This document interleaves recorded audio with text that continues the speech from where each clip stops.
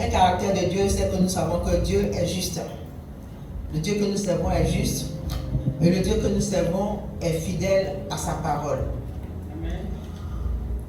En Psaume 5, verset 12, le Psaume 5, verset 12, il est écrit: car tu bénis le juste Éternel, tu l'entoures de ta faveur comme d'un bouclier. Amen. Amen. En Luc 16, verset 10, il est écrit: celui qui est fidèle dans les moindres choses l'est aussi dans les grandes. Amen. Et donc, je voulais rappeler que nous sommes dans une génération où la parole donnée a très peu d'importance. On banalise souvent la parole. On promet vite, on oublie rapidement, on justifie facilement. Si vous ne croyez pas, demandez à ceux qui se sont mariés dernièrement. On fait de grandes promesses lors des célébrations, jusqu'à ce que la mort nous sépare. Et puis quelques mois après, on oublie cette parole-là. Donne-moi un petit nom. Alléluia. Mais dans la Bible, nous voulons dire que la parole donnée, elle engage notre intégrité, notre crédibilité et notre relation avec Dieu. Yes. Dieu attache la faveur à la fidélité. Et chaque fois que nous honorons notre parole, nous attirons la faveur divine. Je disais tantôt que Dieu est un Dieu de parole, c'est un Dieu fidèle. Il respecte sa parole. En Nombre 23, verset 19, nous allons lire ce verset, Nombre 23, verset 19.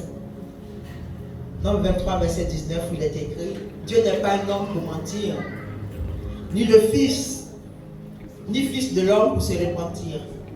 Ce qu'il a dit, ne le ferait-il pas? Ce qu'il a déclaré, ne l'exécutera-t-il pas? Et comme nous savons que Dieu nous a créés à son image, nous sommes des personnes qui devront être aussi fidèles à notre parole. Parce que Dieu agit selon sa parole. Il annonce une parole, il veille sur sa parole et il l'exécute. Donc nous devons être fidèles à nos paroles. Et quand nous respectons notre parole, nous reflétons le caractère de Dieu. Nous sommes semblables à lui. Psaume 147, verset 1, il est écrit: l'Éternel prend plaisir à ceux qui le craignent, à ceux qui espèrent en sa bonté. Et pour illustrer mon thème, j'aimerais présenter des exemples bibliques de personnes qui ont été intègres dans leurs paroles et à qui Dieu a fait faveur. Amen. Alléluia. Amen. Donc nous allons commencer par Joseph.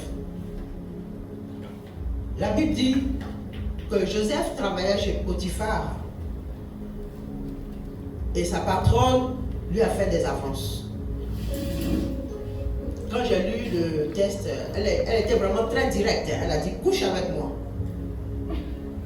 Et en Genèse 39, 7 à 10. Est-ce qu'on peut lire l'ensemble du texte? Genèse 39, 7 à 10. Genèse 39, 7 à 10.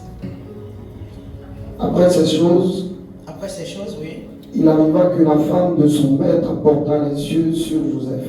Oui. Et dit: couche avec moi. Couche avec moi. Il refusa. Oui.